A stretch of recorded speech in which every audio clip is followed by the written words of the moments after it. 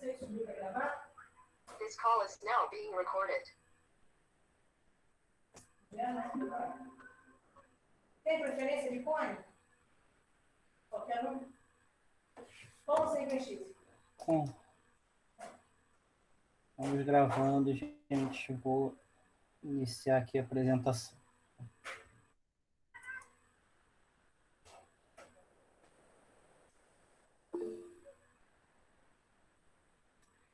Muito bem, então, iniciando aí nossa aula, eu vou continuar aqui, né, falando dos tetrápoda, mas a gente agora começa um novo grupo de tetrápoda, sendo que a gente viu aí na aula passada os tetrápoda não amniotas, né, mais conhecidos como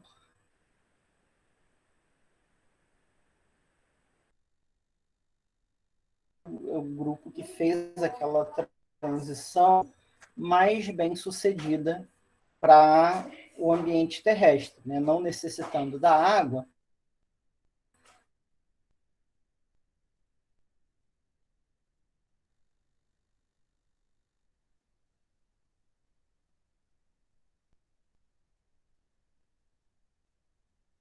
essa adaptação total à Terra, que reconhecessem aí os principais táxons aí dos dois grupos grandes que a gente vai ver hoje, que são os Lepidossauro e os testudines, né, os lagartos, serpentes e tartarugas. Tá? Conhecer diversidade e importância das serpentes, tá? Que é um grupo aí que contém animais peçonhentos, né, e que tem aí importância médica, como a gente sempre está dando um destaque aí para esses animais sempre que eles aparecem, só para vocês conseguirem aí reconhecer, né, quando virem um, tá? E como eu sempre digo, que vocês retornem aí com dúvidas, perguntas e pesquisem aí, independentemente da aula, quando ela acabar. Então, onde a gente está situado na filogenia, né? A gente, na semana passada, veio até aqui, certo? Vimos aí os grupos de anfíbios primitivos, né? E, notoriamente, aqui os Temnospondyli, que contém a ancestralidade dos lissanfíbios, são os anfíbios atuais. Tá? E aí eu falei para vocês que tinha mais, né, mais um grupinho aí de anfíbios, né, mas que esse grupinho estava mais próximo aí dos amniotas do que dos anfíbios atuais. Tá? Então a gente vai falar agora do surgimento dos amniotas, que então se aproxima desses grupos de anfíbios que a gente já falou deles até quando eu mostrei as filogenias para vocês na aula passada. Tá? Então aí a gente vai ter os Lepospondyli, Anthracosauri, Seimuria morpha, tá? E Diadectomorpha. São aí, né, principalmente os Diadectomorpha, o grupo irmão dos amniotas. Tá? Esses anfíbios aqui já são bastante, né, por assim dizer, reptiliformes. Tá? Então eles já vão ter características aí de amniotas, mas ainda provavelmente utilizavam a água para se reproduzir.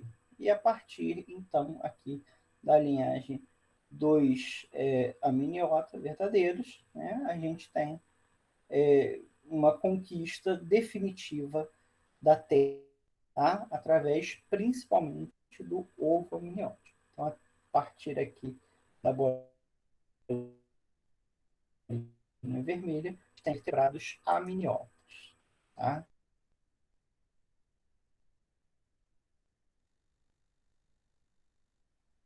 Classicamente, né, fora dos esquemas filogenéticos, em répteis,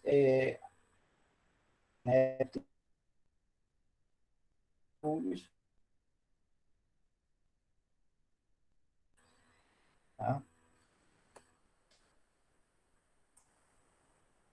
Opa, peraí, né? Então, eles corresponderiam a esse grupo monofilético aqui, tá? Seriam os amnióticos, a partir aqui da bolinha preta.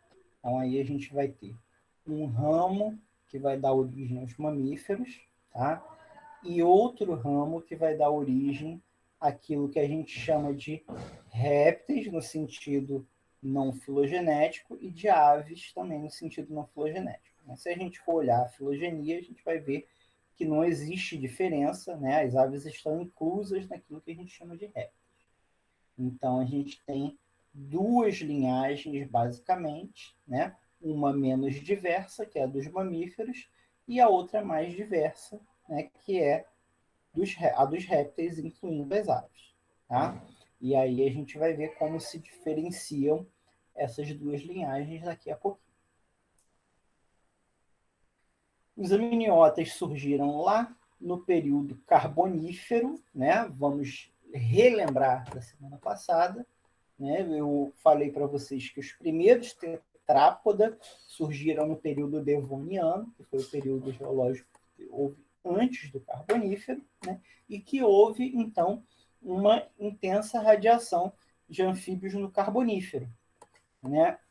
E esses anfíbios, então, ocuparam vários nichos e tudo, tá? E, né, se tornaram aí meio que dominantes aí no período carbonífero, mas junto, né, com os anfíbios mais derivados, né, aqueles anfíbios que já eram semi-aquáticos, né, se a gente for lembrar aí, os anfíbios do Devoniano ainda eram animais completamente aquáticos, tá? Então, os anfíbios do Carbonífero já eram semi-aquáticos, mas então, nesse período também vai surgir, né, o grupinho que a gente chama de amniotas, tá?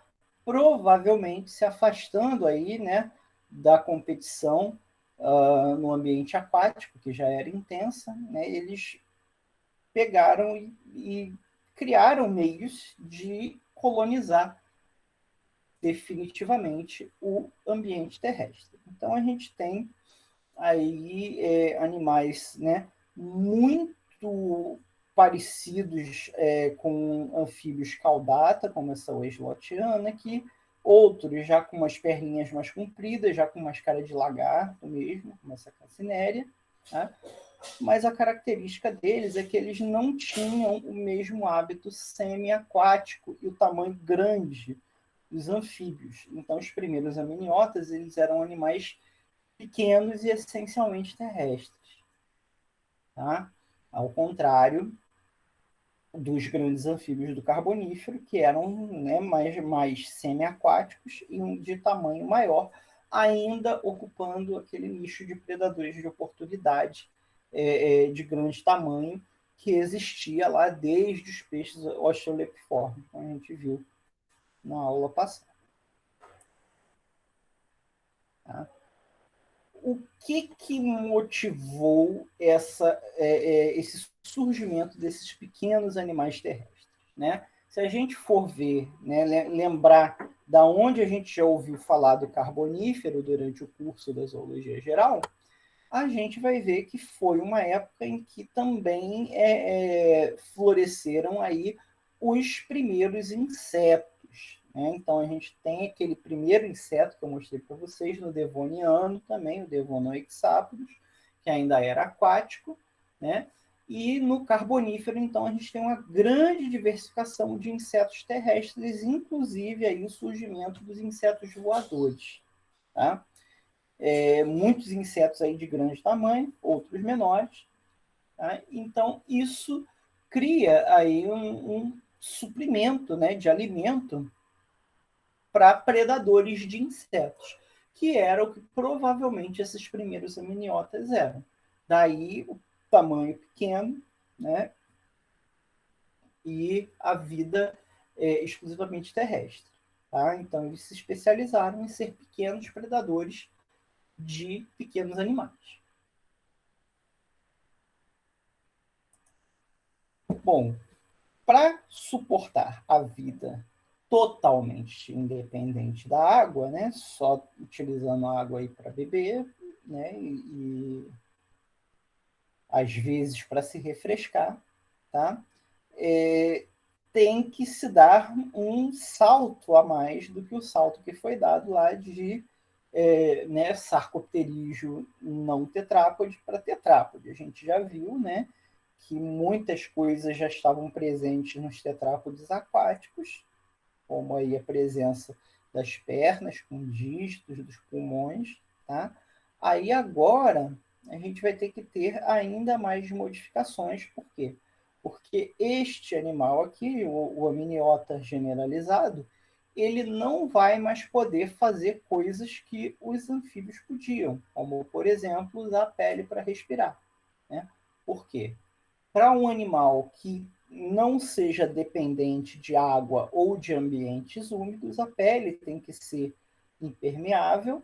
O que aconteceu foi que a camada, né, externa da pele foi impregnada por queratina, então a epiderme queratinizada, e essa queratina ela vai se impregnar nos anexos da pele, nos resquícios daquela armadura óssea, né, que existia desde lá dos primeiros vertebrados. Então, ao invés de a gente ter um revestimento biomineralizado, esse revestimento agora vai ser queratinizado. Tá? E aí vai formar as escamas mais primitivamente, mais derivado, né, os pelos e as penas. Tá? Então, essa queratinização da epiderme, né, torna aí a pele impermeável e aí previne a perda de água por evaporação.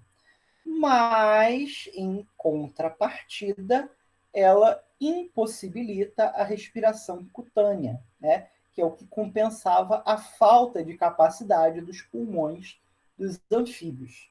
Então, associado a essa impermeabilização da pele, né, um novo aparato respiratório mais complexo teve que se desenvolver. Tá? Então, as costelas aqui, elas vão passar, além de sustentar o peso do corpo na Terra, né, que foi a razão de a gente ter costelas bem desenvolvidas aí nos anfíbios primitivos, tá? As costelas passam a ter músculos inseridos nelas, né, e então formarem né, uma caixa torácica móvel, promovendo aí o que a gente chama de ventilação costal dos pulmões. Tá? Então, a gente viu na semana passada que o anfíbio ele tinha que engolir o ar pela boca, aí esse ar ia parar no saco vocal, né? E aí de lá ele era engolido para chegar nos pulmões. Aqui o amniota não precisa mais disso. Por quê? Porque o que vai abrir e fechar os pulmões vai ser, né, o movimento das costelas. Então ele não precisa mais engolir o ar. O ar passa praticamente direto das narinas lá para laringe e para os pulmões. Com isso também, né, houve o aumento da superfície interna dos pulmões, né, para que os pulmões dessem conta de toda a necessidade de trocas gasosas do animal, já que ele não pode fazê-las pela pele. Tá? Então, isso cria, né, um tórax mais desenvolvido, um pulmão mais complexo, tá? E aí torna o bicho também mais independente de umidade e de água, tá? E, por fim, a cereja do bolo dos amniotas é o próprio ovo amniótico. Né? Se vocês lembrarem do que eu falei na aula passada, eu falei que o modo de reprodução dos anfíbios era essencialmente o mesmo modo dos peixes, né? Um ovo sem casca que era posto na água, né? E dali saía um juvenil em forma larval, que ia sofrer uma metamorfose para virar o adulto. Tá? Então, o grande trunfo dos amniotas foi modificar esse esquema reprodutivo, através daquilo que a gente chama de ovo amniótico. Tá? E o que é esse ovo amniótico? É ovo como a gente conhece, né, na maioria dos animais. Aquela ideia imediata que nos vem à cabeça quando a gente ouve falar de ovo, tá? Que é aquele objeto esférico com uma casca, tá? E que então vai servir para o animal se desenvolver lá dentro dessa casca, quebrando a casca e, né, saindo para o exterior ao nascer. Tá? Então a gente vai ter uma caixa, ela pode ser flexível ou então biomineralizada e rígida, tá? E aí essa casca ela proporciona uma linha de defesa contra danos mecânicos, tá? Ao mesmo tempo que preserva o ovo da dessecação, então ela impede a perda de vapor d'água, tá? E permite trocas gasosas, então permite que o embrião troque oxigênio e gás carbônico com o meio. Tá? Então, né, essa casca aqui é uma das principais características que permitiram ao ovo amniótico ser um ovo terrestre, né? Não precisar ser depositado na água.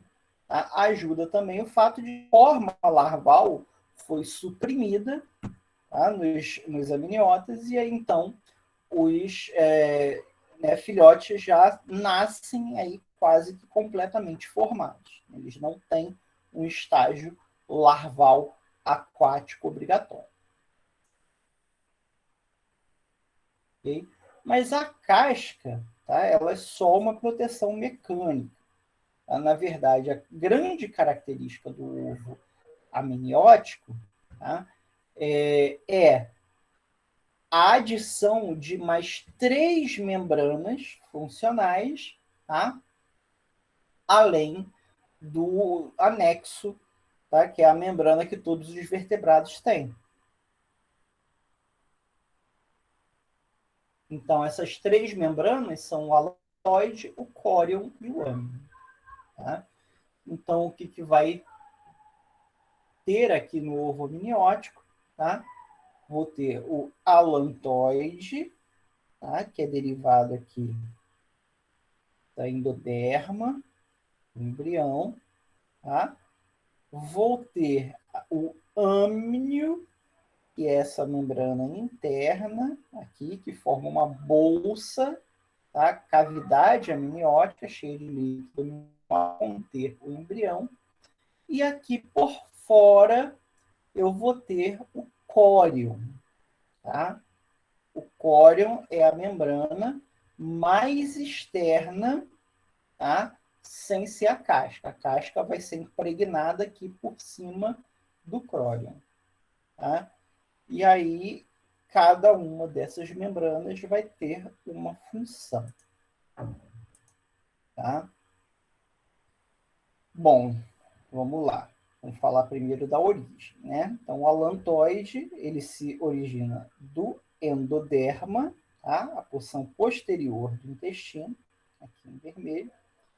O córion e o âmnion, né, já vão se originar do ectoderma. O ectoderma se evagina, tá? E aí ele forma uma bolsinha para cá, que é o âmnion, e uma bolsinha para cá, que é o córion. Tá?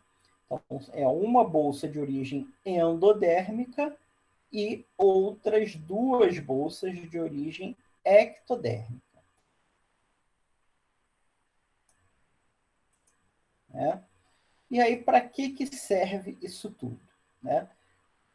Como esse ovo é um ovo terrestre, né? Ele não pode trocar gases, nem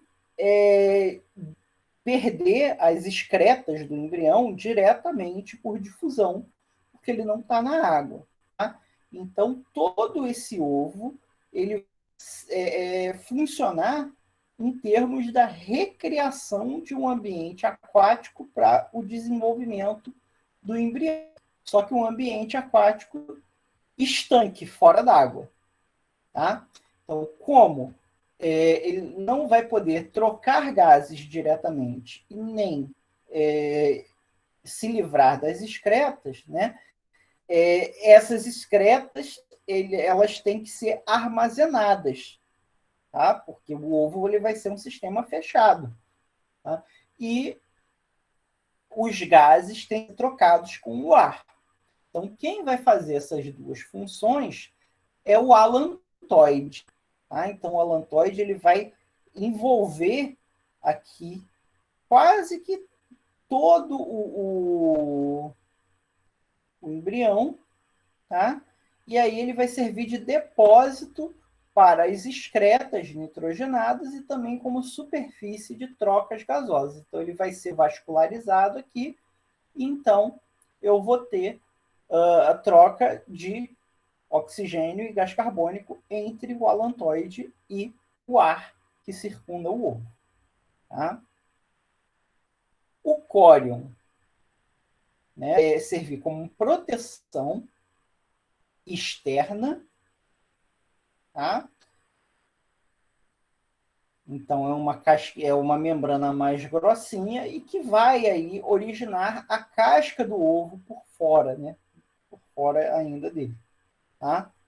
Então ele vai proporcionar aí a proteção mecânica, tá? E vai ter um espaço ali para que o alantoide possa fazer as trocas gasosas com o ambiente. E o amnion, que é a membrana mais interna, tá? Ele vai ter a missão de encerrar ali o ambiente aquático simulado, né, do embrião, que vai, então, né, proteger o embrião contra a dessecação, né, e vai servir como um amortecedor também, já que é cheio de líquido, contra choques mecânicos. Tá?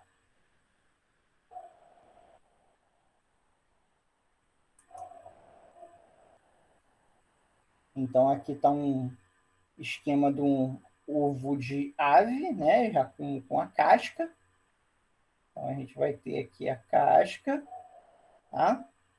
Vamos ter a albumina, que é a clara do ovo. E aqui as três membranas, né? O córion por fora, tá? O alantoide e o âmago.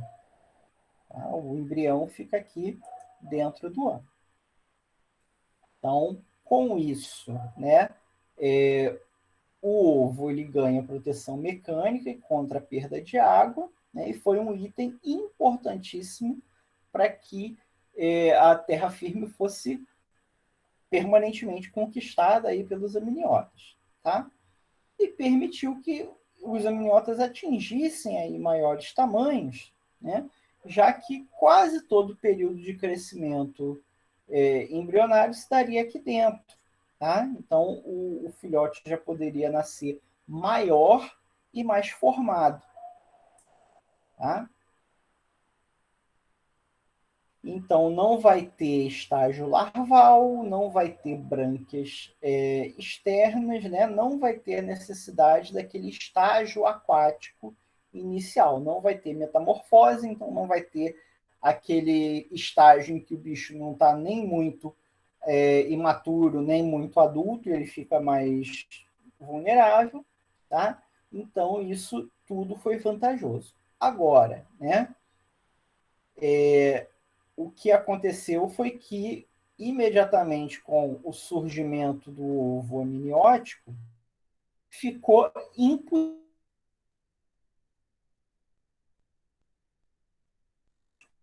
Tá?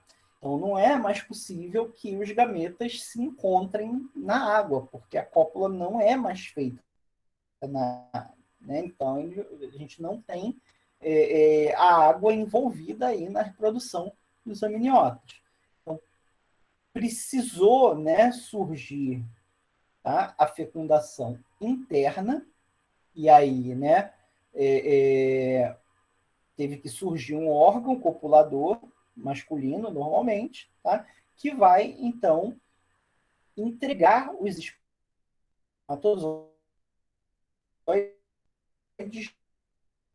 né, nadem pelo interior do corpo da fêmea para que eles encontrem ali o óvulo, o gameta, antes que né, todos esses anexos aqui se formem, tá? Enquanto ele ainda está ali somente, tá, com a sua membrana plasmática. Tá? E com isso também, né, o ovo não pode mais ser colocado na água, já que aí a troca gasosa vai ser feita com o ar. Tá? Então é um ovo exclusivamente terrestre. Até mesmo aqueles aminiotas que vivem na água, eles precisam vir para a Terra, né? Eles são permanentemente aquáticos, ou eles vêm para a Terra colocar os ovos, né? Ou então eles retêm os ovos no interior do corpo da fêmea. Então, ou ele vai pôr os ovos na Terra, ou ele vai ser vivíparo. Tá?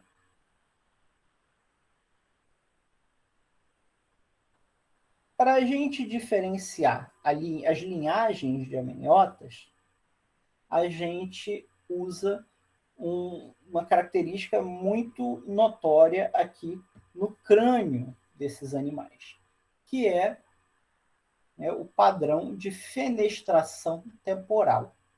Tá? Então, literalmente, o padrão de buracos na cabeça que esses animais possuem.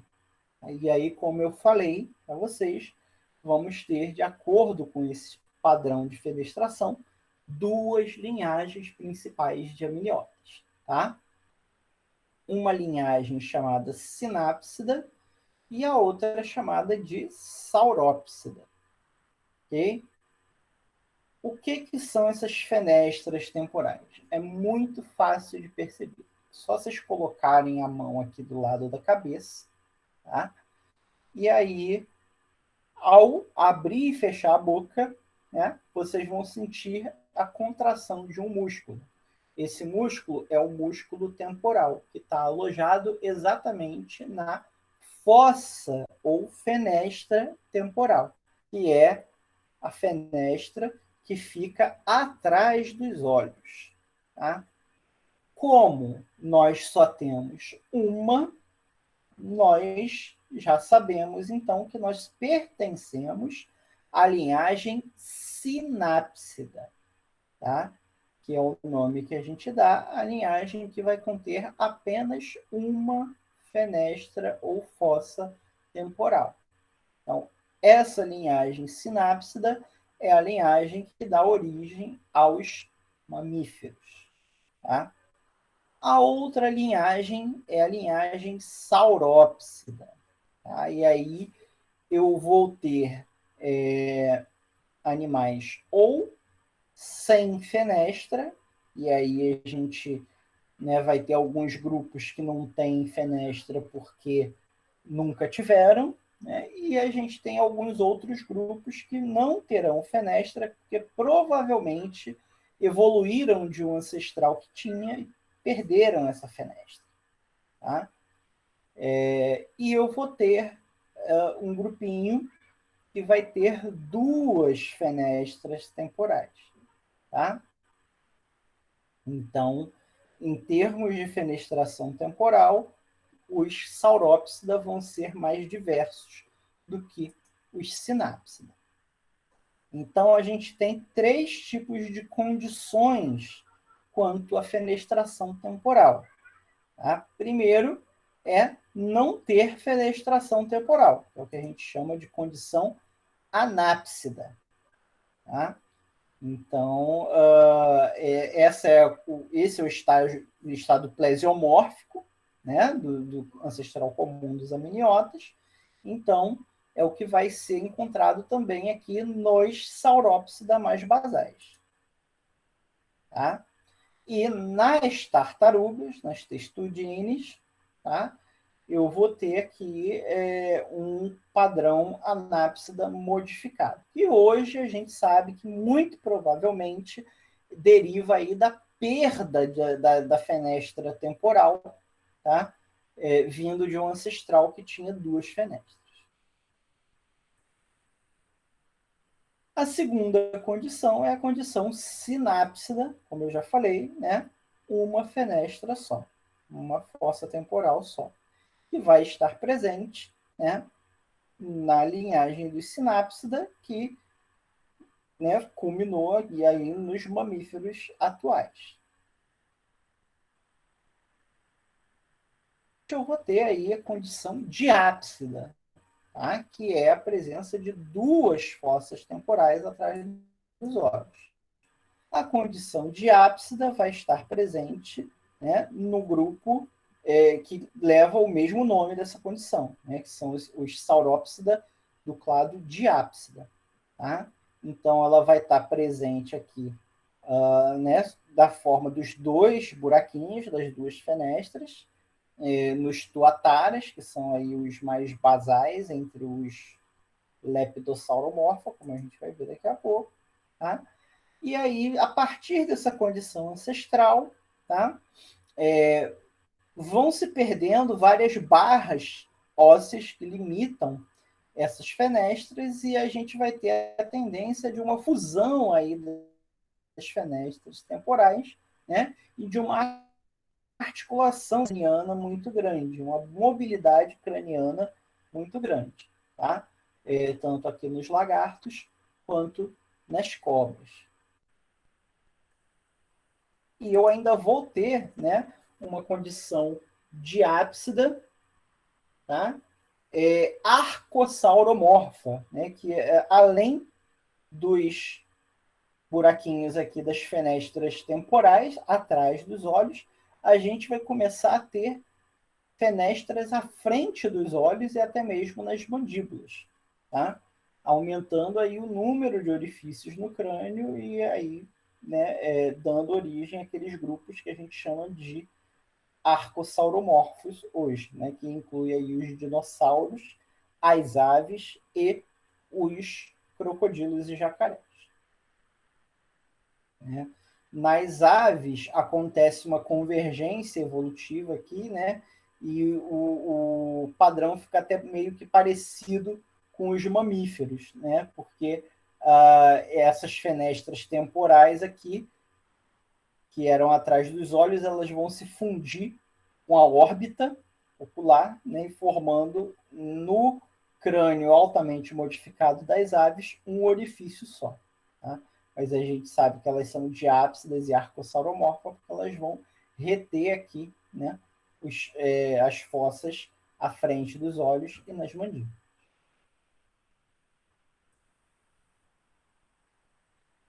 Para que servem, né, essas fenestras temporais? Tá? Eu vou ter aqui, tá, um ponto de apoio muito maior os músculos,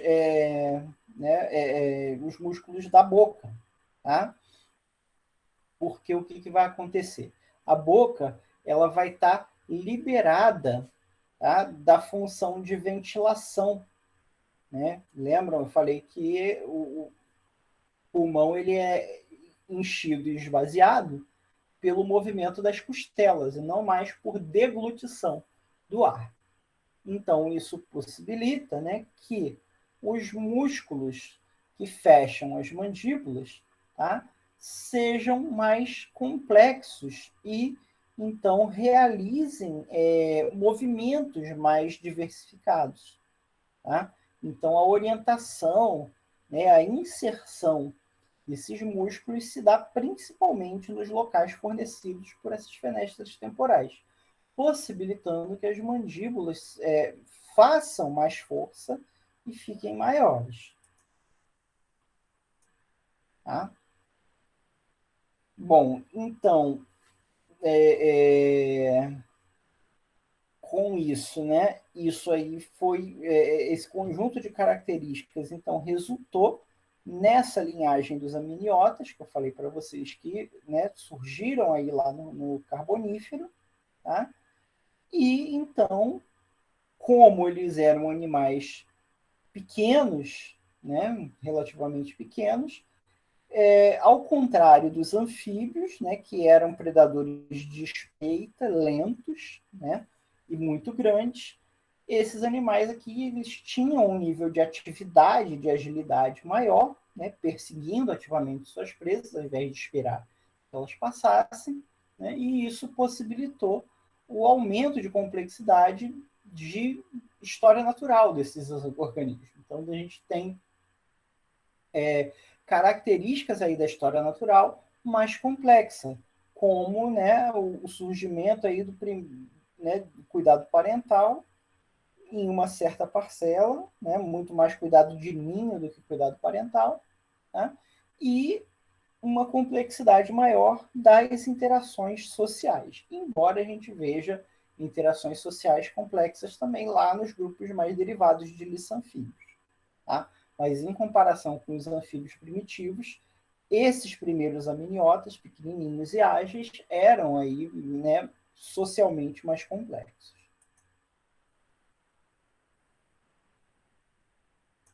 Algumas adaptações aí que a gente já chegou a mencionar para a vida terrestre, né? Então a gente vai ter uma tendência de localização dos membros embaixo do corpo, principalmente na linhagem dos sinápsida e dos arcosauromorfa, tá? com né, a possibilidade de uma locomoção mais rápida, então, do que aquelas pernas lateralmente estendidas que só servem de apoio. Tá? Vamos ter aumento da superfície respiratória, como eu falei, a pele queratinizada, ela impede, né, a troca gasosa via cutânea, tá? Então os pulmões vão se ramificar mais, né, vão ter uma superfície interna maior, e aí então vão conseguir suprir totalmente a necessidade aí de oxigênio do animal. Tá? Eu vou ter estratégias aqui de termorregulação, né, que vão aí desde a endotermia, né, que é a produção de calor metabólico, né, ou seja, uma alta taxa metabólica produzindo calor, e a modificação aí de anexos da pele para conservar esse calor, tanto na forma de penas nas aves e dinossauros, quanto na forma de pelos nos mamíferos. Tá?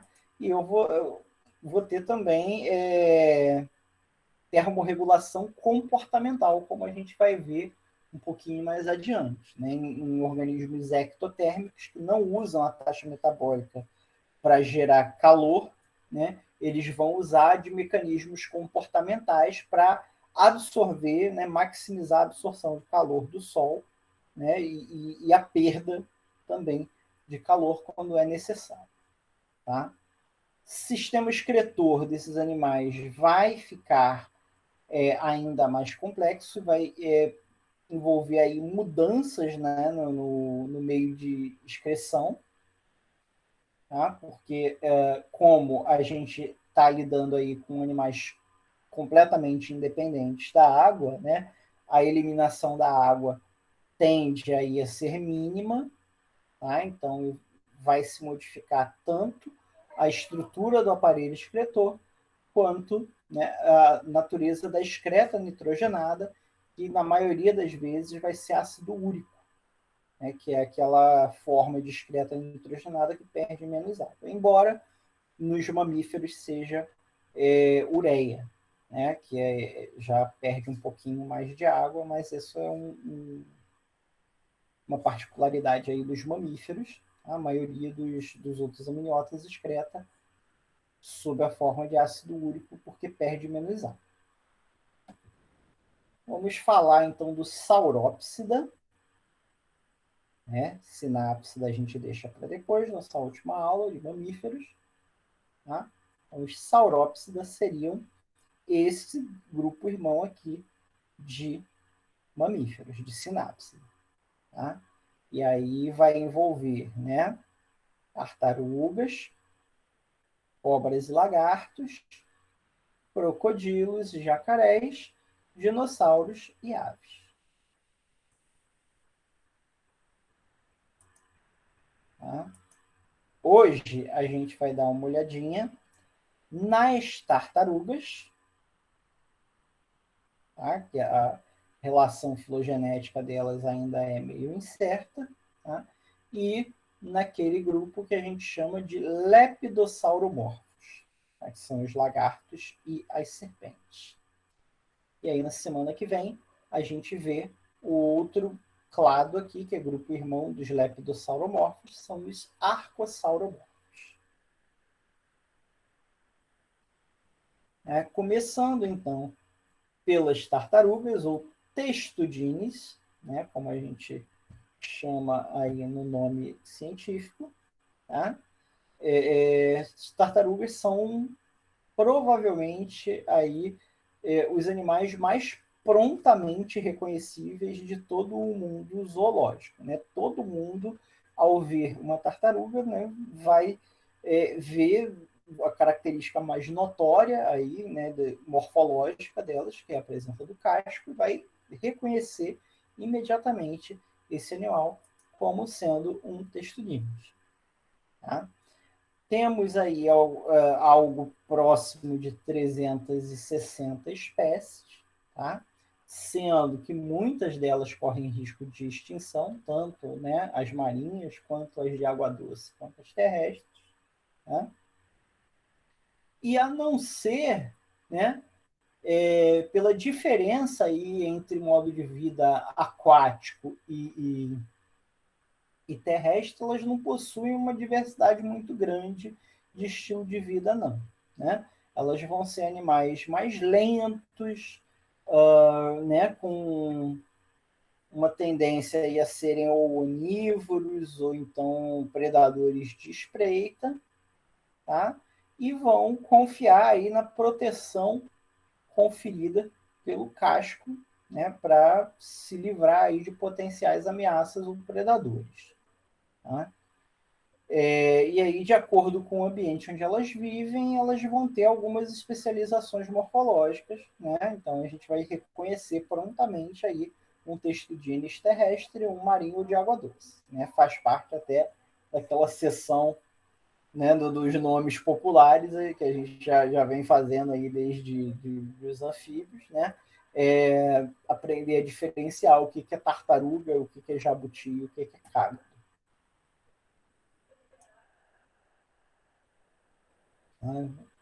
O grupo já teve Como vários diferencia, nomes. professor? Vou mostrar. Pode Tá deixar, bom. tem um slide só para isso. Tá bom, então. Então, assim, a gente tem vários nomes já foram dados aí ao grupo, né? Testudines, Testudinata, Quelônia, e tinha outro, mas eu esqueci. Tá? Mas se a gente for ver a nossa referência para vertebrados, né, que é o livro do Pogue, Vida dos Vertebrados, então ele, né, adota aí o nome Testudines para esse grupo das tartarugas. Tá? A gente vai ter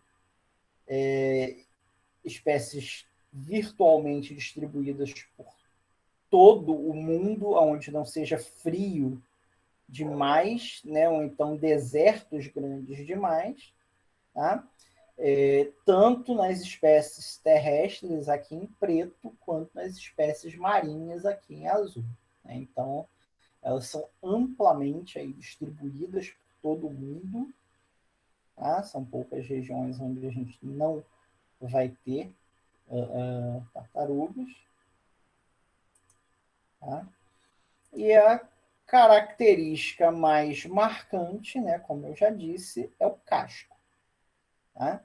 O casco vai existir desde o surgimento do grupo lá na era dos dinossauros, no comecinho da era dos dinossauros, período Triássico, né, e vai acompanhar aí o grupo até hoje. Então, a gente tem fósseis aí lá do Triássico que representam o que seriam as primeiras tartarugas, já com o casco totalmente formado.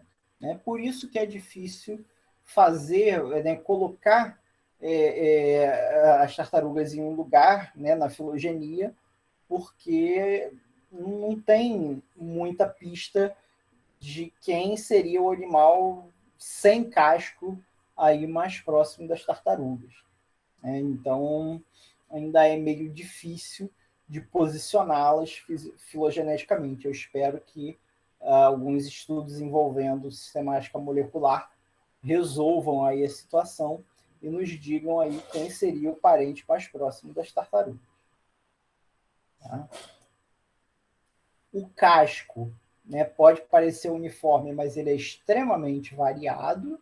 Né? Ele pode ser assim alto em forma de cúpula em espécies terrestres, né, que utilizam esse casco realmente aí para se proteger tanto do ambiente quanto de predadores.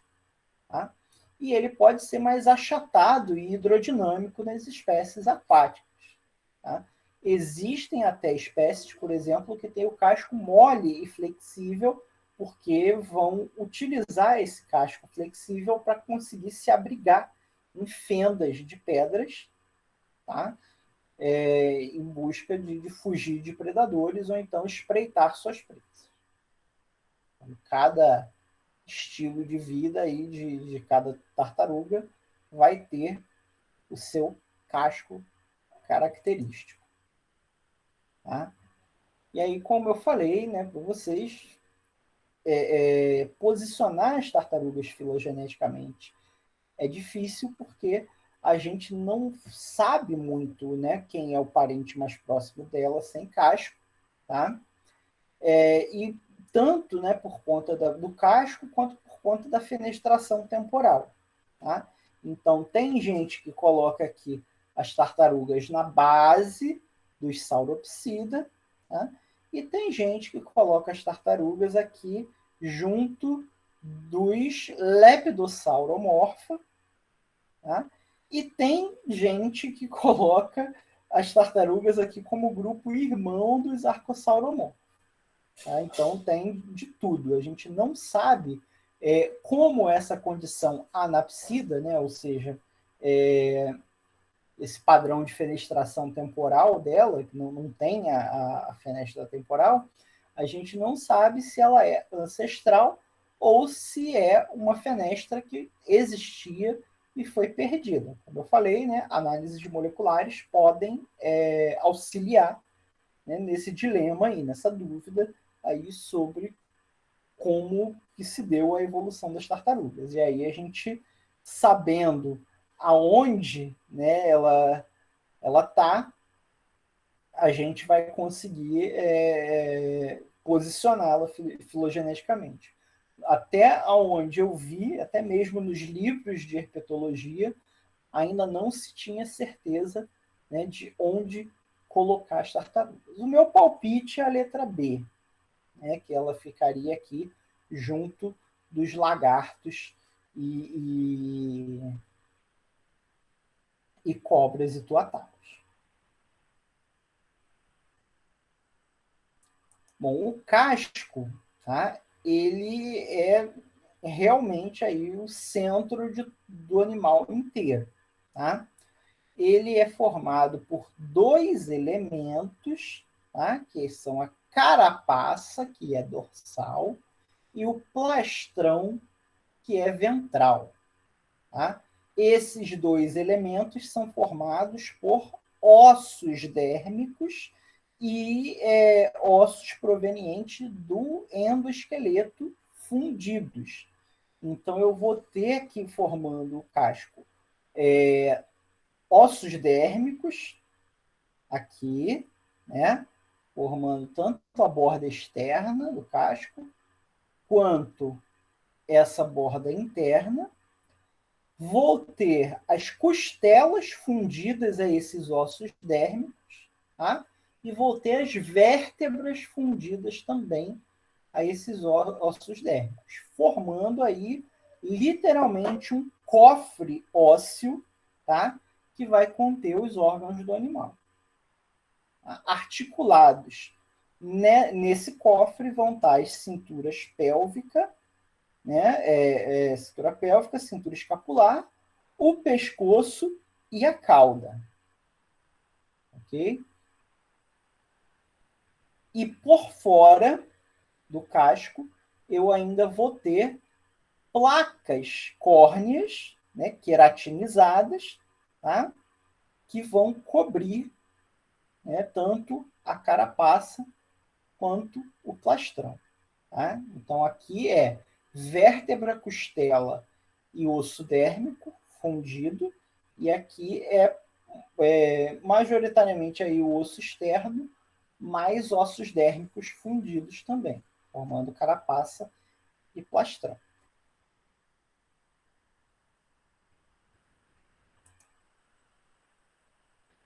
E aí, né, vocês já devem ter desconfiado que com, né, todos esses ossos fundidos fica meio difícil respirar daquele jeito que eu falei para vocês que os amniotas respiram, né? Porque como a carapaça é rígida, né, não existe movimento das costelas, né? As costelas estão fundidas ali no casco, tá? Então, as tartarugas desenvolveram um mecanismo respiratório totalmente peculiar delas, que é a utilização de músculos, tá?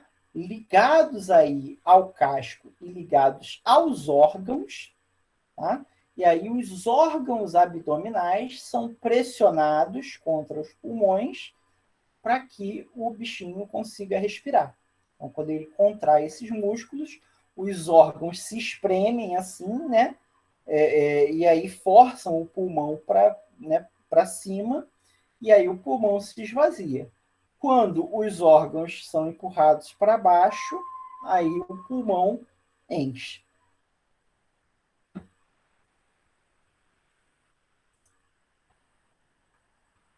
Eu vou ter dois grupos principais aí de textudinhos, tá? E eles vão ser definidos pelo modo de flexão do pescoço no casco. Tá? Então, eu vou ter os pleurodira e os criptodira. Pleurodira são, né, os textudinhos que recolhem o seu pescoço lateralmente, né, no casco, dessa maneira aqui. Tá? E são principalmente aí de água doce, tá? Distribuídos em América do Sul, África e Austrália. Já os criptodira, né, são aqueles que recolhem a cabeça daquela maneira mais famosa, para dentro do casco mesmo. Tá? E aí essas espécies aí são distribuídas mais amplamente no planeta inteiro, tá? E podem ser tanto de água doce, quanto marinhas, quanto terrestres. Tartarugas marinhas, principalmente, né, têm um sentido magnético, tá? Que torna elas capazes de, né, sentir o campo magnético da Terra e então se orientar, né? É literalmente uma bússola interna, é o que explica como as tartarugas conseguem voltar exatamente para o local onde elas nasceram, se orientando por essa bússola interna, tá? Que é, né, o que possibilita essas grandes migrações aí de tartarugas marinhas. Né? Falando em tartarugas marinhas, elas são aí talvez as mais ameaçadas de extinção por uma série de fatores. Né? Então, crescem lentamente, elas vivem muito, né? Então amadurecem, demoram muito para amadurecer, e apesar de porem vários ovos, né, apenas poucos ovos chegam aí à idade adulta. Tá? E para piorar, a gente ainda altera os principais locais de desova, que são as praias. Né? Então a gente coloca iluminação artificial, poluição sonora, altera as feições do litoral, né? E tudo isso vai ter um efeito nas populações de tartaruga. Tá? Ainda tem gente que caça tartaruga para comer, né?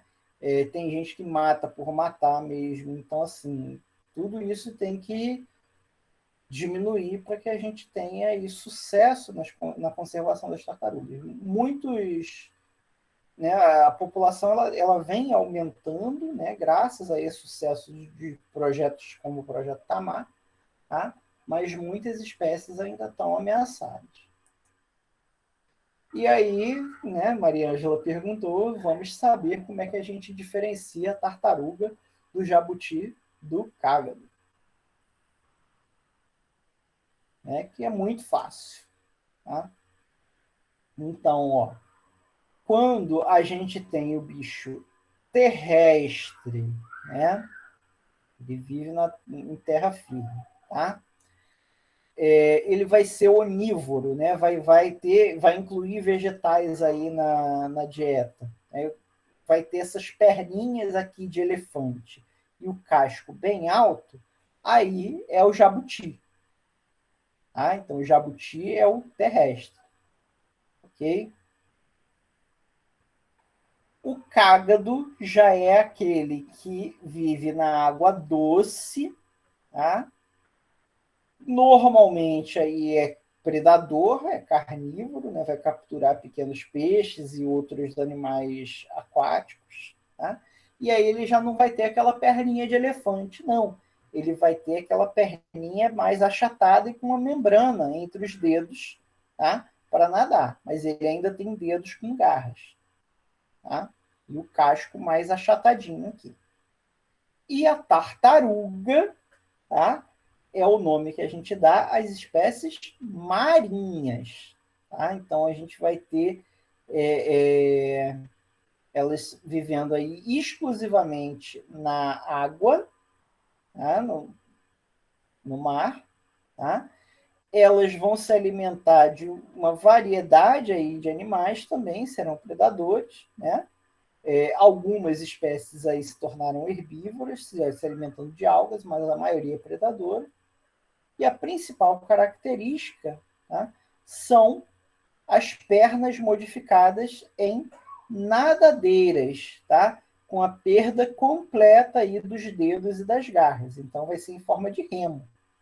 Tá? E o casco também vai ser bem achatado e hidrodinâmico, tá? Facilitando aí a natação. Então, agora a gente já sabe.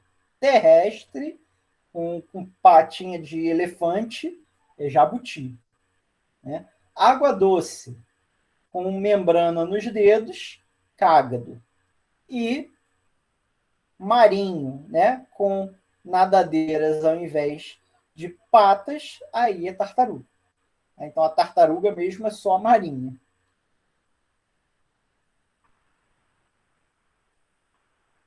Aqui tem alguns exemplos, né, de textudines. Tá?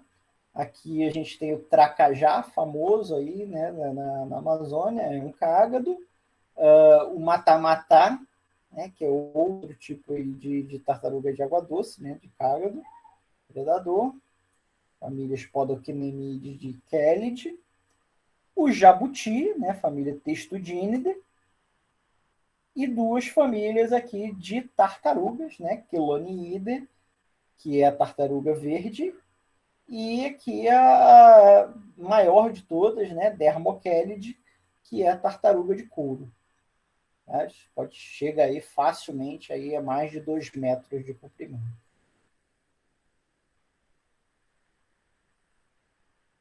Passando para o nosso próximo grupo, né, a gente vai dar uma olhada agora nos Lepidosauria, tá? Que é o grupo que contém aí as cobras, né, as serpentes e os lagartos. Tá? Somando aí as espécies de serpentes e lagartos, é o maior grupo aí entre os antigos répteis, né, da classificação tradicional, tá? E a maioria deles é terrestre, embora algumas serpentes sejam aquáticas, tenham retornado aí ao ambiente aquático. Tá? Então, são 5.500 espécies de lagartos, né? Lagartos entre aspas, porque os lagartos não formam um grupo monofilético, tá? 3.300 espécies de cobras e a tuatara, né? Que é toda especial, por assim dizer, né? Então, aqui a gente tem uma filogenia, tá? Desses lepidossauromorfa, e aí a gente vai ter exatamente aqui a tuatara, né? Rhincocefalia, tá? Que é irmã, é o grupo irmão de Squamata. A Squamata é o grupo que vai conter os lagartos. Aí os lagartos vão ter uma subdivisão grande, né? Os iguania e os escleroglossa, tá? Iguania, né, vai conter as famílias Iguanidae, Agamidae e Camaleonidae, né? São chamados lagartos iguanoides, tá? E escleroglossa vai conter aí o restante dos lagartos e as serpentes, tá? Vou ter aqui uma divisão também, né? Geckota é o que a gente chama de lagartixas, seriam a base aí dos lagartos escleroglossa. E aí eu vou ter dois grupos irmãos, né? Sincomorfa e anguimorfa. Sincomorfa, aí a gente tem a família do Teiu, né? Teída, Gymnophthalmi, Lacerte, dos lagartos europeus, tá? Cincide e Corolide. Não estou conseguindo ler aqui. E anguimorfa, tá? Vou ter Anguide, Cianosauride, Elodermatide, né? E Varânide, que provavelmente constitui aí o grupo que contém a ancestralidade das serpentes. Então, as serpentes, né? O que a gente chama de lagarto não é monofilético, porque as serpentes elas vêm aqui de dentro dos lagartos. Tá?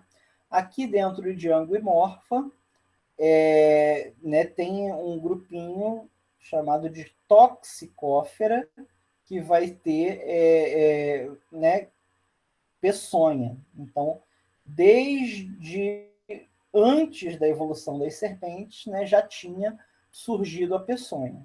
Tá? As serpentes elas apenas desenvolveram um pouquinho mais do que os outros lagartos venenosos, né, lagartos peçonhentos. Aqui nos Lepidosauria, a gente vai ter algumas modificações do crânio, como eu falei para você, né? Nos grupos mais basais, né, leia-se tuatara, a gente vai ter aquela condição de ápsida primitiva, né, com as duas fenestras temporais ainda completas. Tá? Quando a gente passa para os lagartos, né, os esquamata, tá? A gente vai ter a perda dessa barra aqui, tá? Dessa barra inferior, tá? Da fenestra temporal. Então, de duas, né, vai ficar parecendo que o bicho tem só uma, mas foi porque essa barra aqui foi perdida, tá? E aí a gente tem um aumento da cinese craniana, né, da mobilidade do crânio, por conta dessa nova articulação aqui da mandíbula com o osso quadrado. Nas serpentes, a gente ainda vai ter uma outra articulação surgindo, que é a do quadrado com o escamosal, né? Aumentando ainda mais a cinese craniana e fazendo com que o crânio das serpentes seja quase que totalmente flexível, tá? Que é algo necessário para elas conseguirem manipular e engolir suas presas, né? Sem ter pernas. Tá? E aqui, por outro lado, a gente vai ter as anfisbenas, né? Que são chamadas cobras de vidro, ou cobras de duas cabeças, tá? Que ao invés de ter uma cinese craniana aumentada, vão ter aí os ossos do crânio fortemente soldados, né? Formando uma estrutura rígida que possibilita que ela escave o solo. Né? As anfisbenas têm esse hábito fossorial.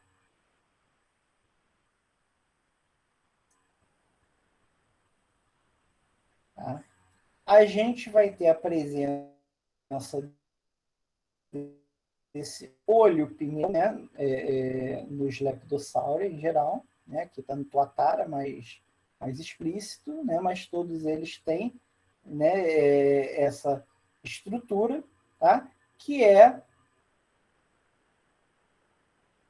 regula, então, os ciclos, né, o ritmo circadiano dos bichos e auxilia, né, na termorregulação.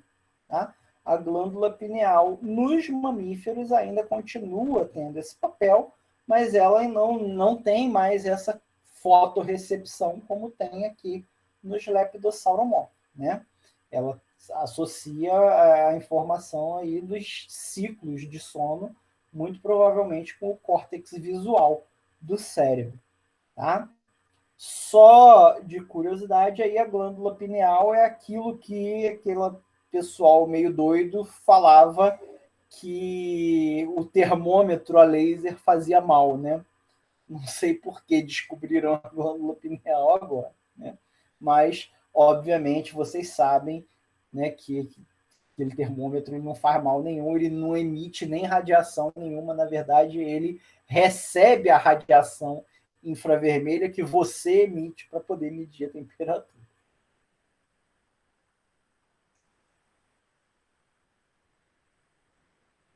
Então, a gente vai ter essa cinese craniana nas serpentes, né, por conta aí dessa articulação desses ligamentos flexíveis, e o contrário nas anfisbena, com, né, o crânio praticamente todo soldado e reforçado. Tá? Aqui tem um vídeo só para vocês verem um exemplo dessa cinese craniana nas serpentes. São essas serpentes aí que se especializaram em comer ovos. Então ela consegue, graças a essa mobilidade craniana, engolir o ovo inteiro, quebrar e depois ainda cuspir a casca fora. Então, vejam como é que é extremamente móvel o crânio desse animal. Misericórdia, professor.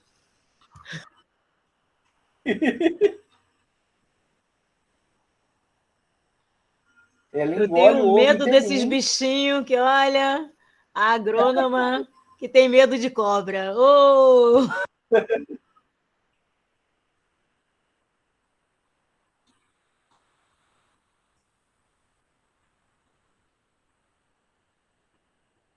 Ela engole tudinho.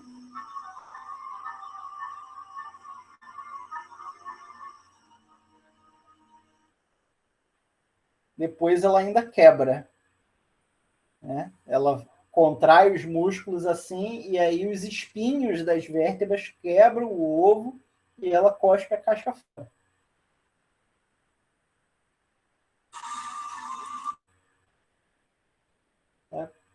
Com relação à reprodução, a gente tem aí todos os modos possíveis e imagináveis, né? Vamos ter aí desde animais ovíparos até ovovivíparos e até animais vivíparos, tá? Essa última opção aqui é mais comum nas serpentes, tá? Então a gente tem algumas serpentes aí que retêm os ovos no interior do corpo e dão à luz a filhotes já totalmente formados, embora seja algo que surgiu várias vezes independentemente, tá? Algumas espécies aí de lagartos e de serpentes são capazes aí de realizar a partenogênese, ou seja, muitas populações são formadas apenas de fêmeas, tá? E só tem filhotes fêmeas, elas não precisam aí copular com um macho, né? Não precisam de fecundação para gerar seus filhotes. Tá? É o caso do Quinemidóforos, que é um lagartinho aqui do litoral brasileiro, né? E é até curioso que ele é um desses lagartos em que a gente tem a população formada inteiramente de fêmeas, tá? Só que o estímulo para o desenvolvimento do ovo é uma fêmea fingir que é um macho e aí fazer uma cópula fake na outra fêmea. Só depois dessa cópula fake é que o ovo vai ter o sinal para começar a se desenvolver, né? Então, virtualmente, aí, as lagartinhas quinemidóforos precisam fazer sexo lésbico para poder se reproduzir. Que interessante. Pois é. Só desenvolve o ovo se uma fêmea fingir que está copulando com a outra. A gente vai ter muito mais cuidado de ninho, né? Então, assim, eles costumam vigiar o ninho com os ovos, mas aí o cuidado parental ele é bem mais raro, tá? A gente praticamente não vai ter, eles vão abandonar os filhotes para viverem sozinhos assim que eles eclodem. Tá? O comportamento social é complexo, né? Então a gente tem aqui também um vídeo de um lagarto sinalizando aí, né? Um lagarto anolis, né? Nesse caso aqui são machos competindo aí por território por fêmea.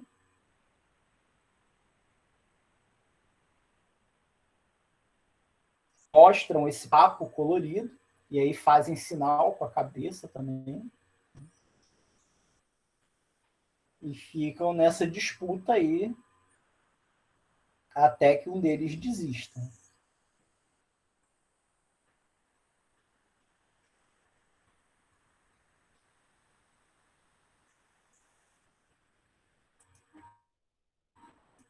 Certo? Aqui a gente tem um exemplo de cuidado de ninho. Lagartinha.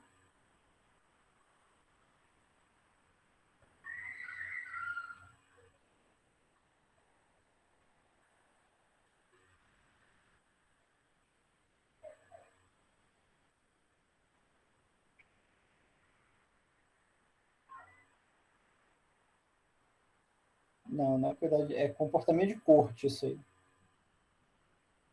Está fazendo comportamento de corte para poder copular. Um sinalizando para o outro. Só não sei diferenciar quem é fêmea e quem é macho aí, porque os dois estão iguais.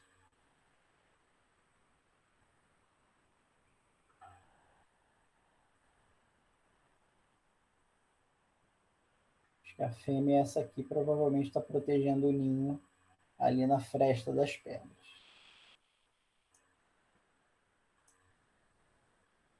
Tá? Como eu falei para vocês, né? As espécies ectotérmicas vão ter mecanismos comportamentais aí, fisiológicos de termorregulação, né? Então, como elas não produzem calor metabólico para poder manter sua temperatura constante, elas vão estar sempre aí tendo um comportamento que maximiza aí a absorção de energia solar quando está muito frio, né? E que maximiza, né, a descarga desse calor quando está muito quente. Né? E aí isso inclui a orientação em relação aos raios solares, mudanças de cor e formato do corpo, né? O bicho pode levantar ou então se agachar, pode até mesmo achatar as costelas, achatar o corpo contra o chão ou então levantar. Tá? E também inclui o controle da dilatação dos vasos sanguíneos ou em contato com o ar frio, né, ou em contato com o solo ou a rocha quente, tá? Tendo aí um comportamento bem complexo aí de termorregulação. Tá? Os lepidossauromorfos sempre foram aí destaque né, em termos culturais, né, principalmente aí as serpentes. Né? Então, a gente vê várias referências aí, tanto mitológicas, né, quanto de cultura pop, tá? Serpentes aí ganhando de 10-0 dos lagartos, tá? E aí, né, as serpentes têm a mesma natureza que eu falei para vocês que tem lá nos quelicerados, né? São animais que, se não fossem peçonhentos, não chamariam tanta atenção, né? Mas aí, pela sua peçonha, muitas vezes capazes de matar uma pessoa, né? Eles são reverenciados aí como animais perigosos e mesmo poderosos dentro de certas lendas e mitologias. Até o próprio folclore brasileiro tem a sua lenda aí, tem a cobra grande, tem o boitatá, que envolve aí, né, principalmente serpentes. Tá? E, né, não podemos esquecer que nós usamos, né, produtos derivados aí também, principalmente de serpentes, tanto para produzir medicamentos quanto para produzir o soro contra acidentes causados pelas próprias picadas de serpente. Tá?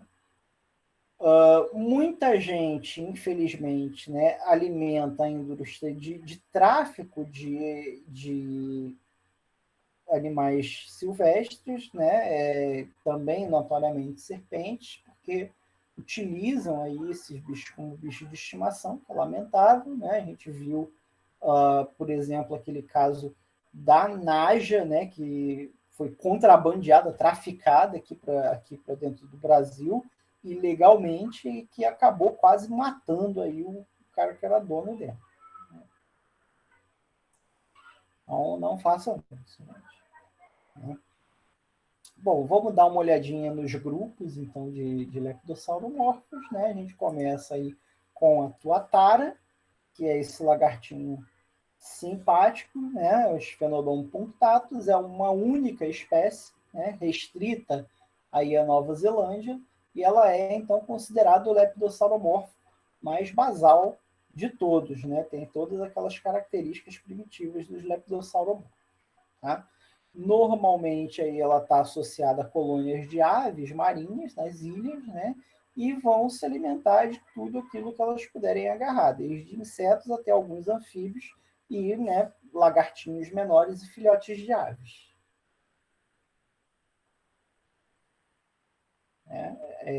Fora aí o tuatara, então a gente tem os esquamata, como eu falei para vocês, né? Que seriam todos os outros lagartos e serpentes. Tá? Então, a gente tem aí as iguanas, né, os camaleões, os teius e as serpentes, todos nesse grupo aqui dos esquamata. E aí os esquamata vão dividir em iguana e escleroglossa. Tá?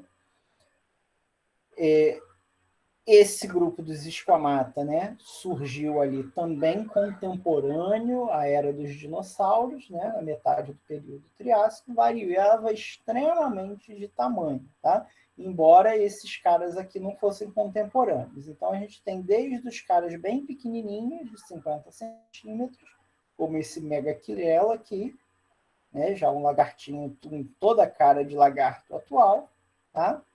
Até o dragão de Komodo gigante da Austrália, que é a Megalania prisca, tá? Viveu na Austrália aí já no período Cenozoico, provavelmente aí conviveu com humanos, né? E podia chegar aí aos 8 metros de comprimento. Tá? Então, se o dragão de Komodo já é bizarro, né? Chegando aí no máximo aos 3, imagine um de 8 metros. Tinha que ser na Austrália, né?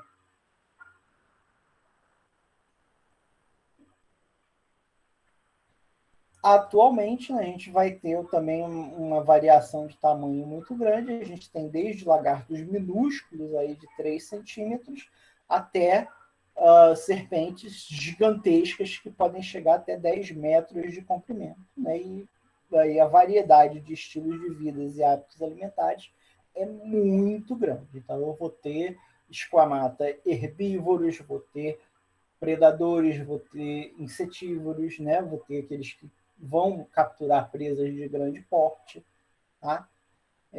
Vou ter arborícolas, marinhos, aí de água doce, de subsolo, como né, essa cobra de 2 cabeças aqui.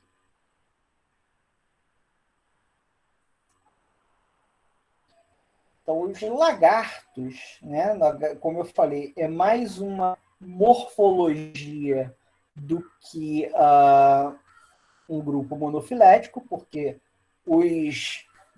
as serpentes aí saem de dentro do grupo, daquele grupo que a gente chama de lagarto, tá? Então, eles vão ter este jeitão aqui, né, com um corpo mais gordinho, tá? Onde a gente vai conseguir distinguir facilmente aí os olhos, né, pernas, cauda e tudo, tá? E principalmente isso aqui, ó, uma abertura do ouvido, tá? Então, se você vê um bicho que tem abertura do ouvido e que tem a pálpebra, então não é uma cobra, é um lagarto sem perna, tá? Porque as serpentes, elas não têm nem pálpebra e nem ouvido, nem abertura do ouvido. E aí a gente vai, né, a maioria das espécies vai ter especializações para hábitos arbóreos, tá? Então a maioria dos lagartos vai conseguir subir, né, vai escalar árvores, tá? E no caso da lagartixa, até mesmo paredes, superfícies lisas, tá? Embora a gente tenha as exceções, como, né, o dragão de Komodo e outros varanídeos, que é o nome da família, né, que são aí essencialmente terrestres, né, vão estar aí no solo, e vai ter outras exceções, como a iguana marinha,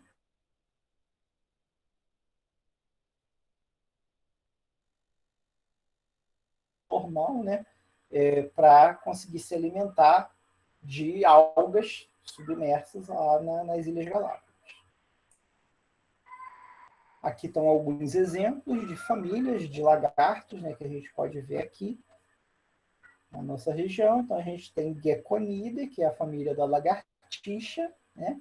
Cincidae, que é a família do Mabuia, que é esse lagartinho aqui que tem, né, já tem pernas reduzidas, né? Parece bastante com uma serpente, mas a gente ainda vê as perninhas aqui, mas ele se locomove de uma maneira muito mais serpente do que lagarto, né? Teide, que é a família do teiu, né, e dos famosíssimos calangos, né, e também a família dos quinemidóforos, né, que é aquela do lagarto que só tem fêmea. Iguanidae é a família das iguanas, né? Liolêmide é o Liolemos, que também é outro, né, que lagarto partenogenético.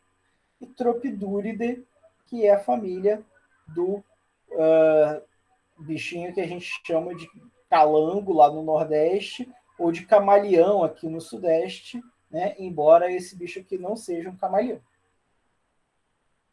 É aquele lagarto mais ou menos grandinho que a gente vê muito comum nas restingas, né? E nas praias do Brasil. Bom, passamos aí agora para as anfisbenas, né? E aí esses lepidossauros, eles são conhecidos aí como cobras de 2 cabeças, né? Mas, como eu falei, né, não são cobras, eles são lagartos sem pernas, tá? A maioria das vezes, né? Porque a gente tem esses bichos aqui do gênero Bipes, tá? Que eles ainda têm as perninhas da frente, só perderam as pernas de trás, tá? E aí esses bichos, eles têm esse hábito fossorial, ou seja, eles são escavadores, eles vivem exclusivamente quase aí no subsolo, tá?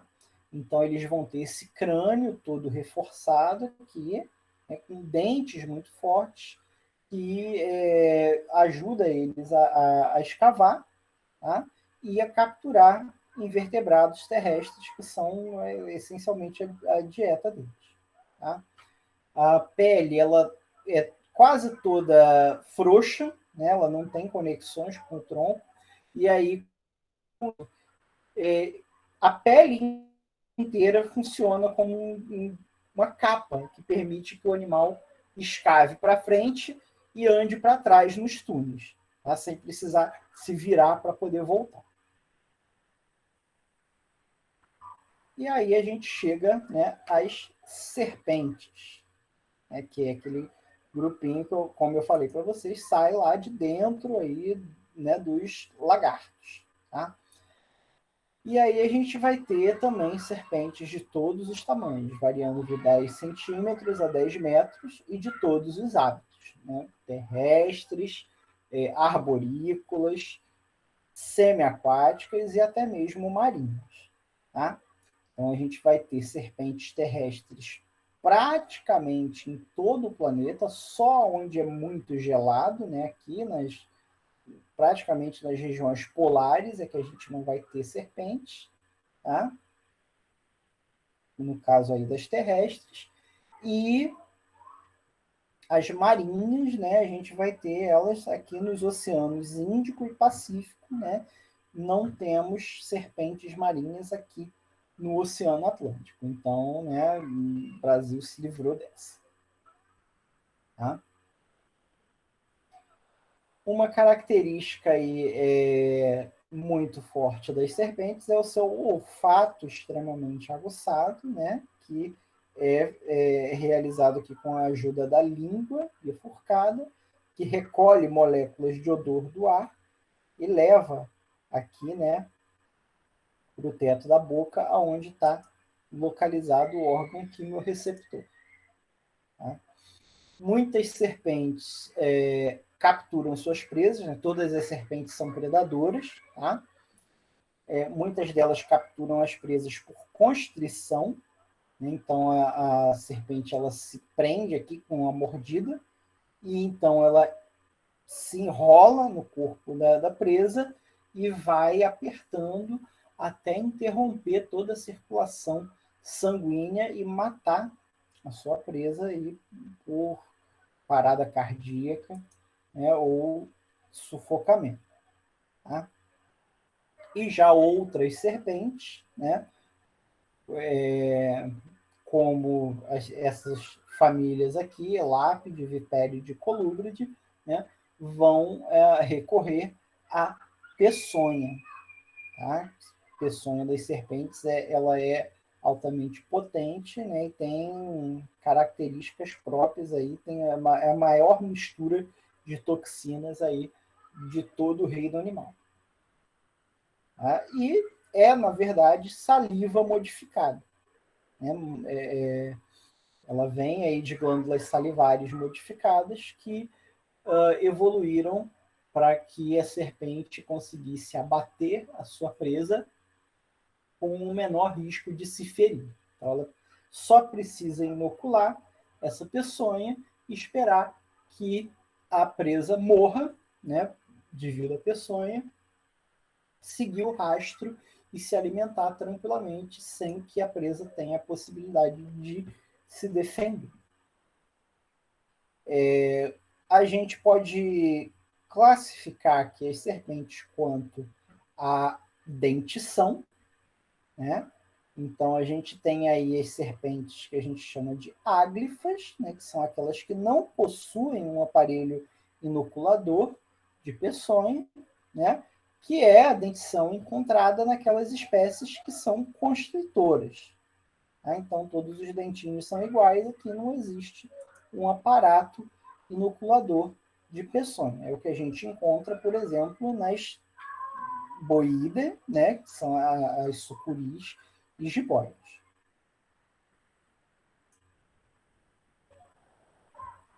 Aqui a gente vai ter as serpentes opistóglifas, tá?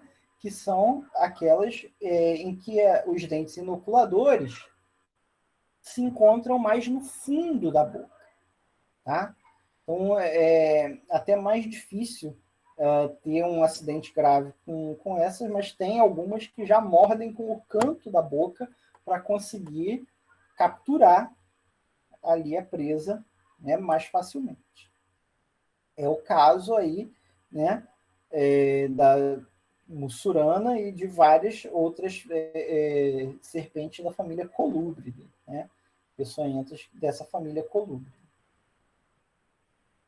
A mussurana, para quem não sabe, é uma serpente que se alimenta principalmente de outras serpentes. E a gente vai ter, né, as serpentes solenóglifas, que vão ter essa presa retrátil aqui muito diferenciada do restante dos dentes superiores, né? E ela é articulada, ela fica recolhida assim quando a serpente está de boca fechada, e quando ela abre a boca, essas presas se projetam para frente, né? Facilitando aí a inoculação do veneno, né, da peçonha a cada mordida. É o caso, né, das vipérides, como a jararaca e a cascavel. Tá?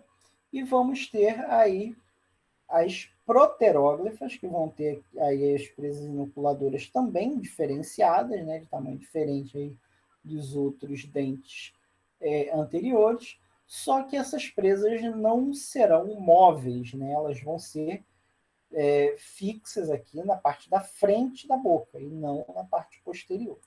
É o caso aí da família Elápide, né, que tem como exemplos aí a cobra-mamba negra e a naja, né, todas aí de fora do Brasil. Então, aqui estão alguns exemplos de famílias encontradas por aqui, né, de serpentes encontradas por aqui no Brasil. Família Boídea, né, que é a família das constritoras. Vipéride, são as víboras, né, jararaca, cascavel. Elápide, a gente vai ter a coral, né, as cobras corais verdadeiras. Dipsádide, a cobra cipó. E colúbride, né, tá aqui a caninana, né, uma cobra bastante bonita, preta e amarela, muito comum aqui na Mata Atlântica. Tá?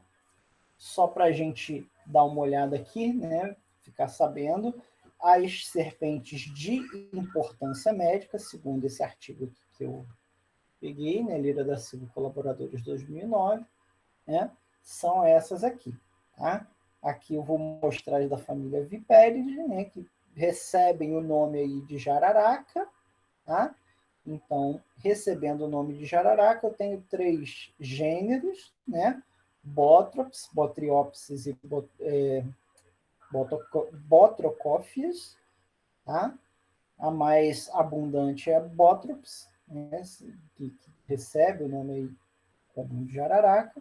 Tá? Em inglês, ela se chama spearhead, por causa da cabeça em forma de ponta de lança, bem triangular, né? E esse padrão aqui de manchas bem característico. Tá? Aqui a gente tem o gênero Láquesis, né? É chamada vulgarmente aí de surucucu, com esse padrão de diamantes duplos, pretos aqui, né, da dorsal, e uma cor mais amarelada. E aqui a gente tem o gênero Crótalus, né, conhecido vulgarmente como cascavel, tá? Em que a gente vai ter uma coloração aí mais escura, também com esses losangos aqui dorsais, mas a característica mais facilmente identificável e chamativa da cascavel é a presença aí do chocalho lá na cauda, né, que ela agita, né, ela dá o aviso sempre que se sente ameaçada.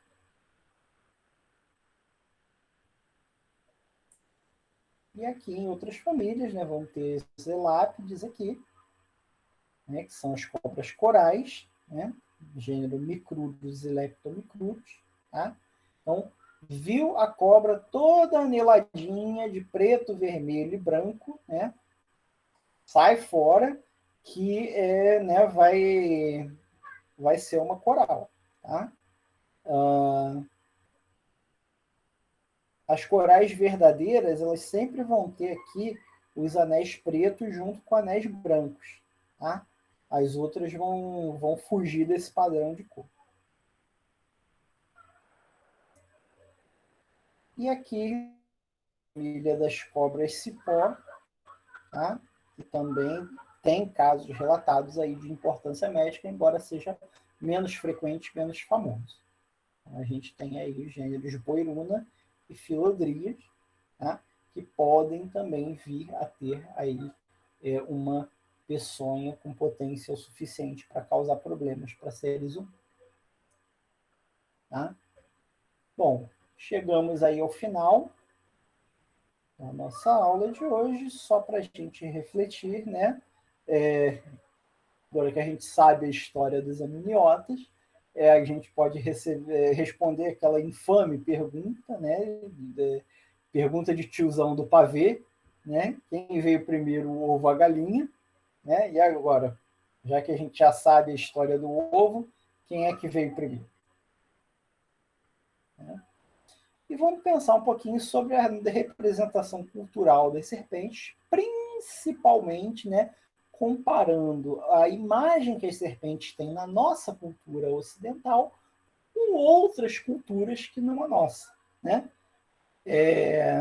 A gente tem exemplos aí de várias culturas, por exemplo, que admiravam, né, que consideravam a serpente um animal sagrado. Então, com vistas nisso, né, faz sentido moralizar animais, dizer que animais são intrinsecamente bons ou maus? Vamos pensar nisso também. Tá? E por hoje é só, ficamos por aqui. Semana que vem, né, a gente vai vir com os superstars dinossauros junto com os outros arcossauropodos.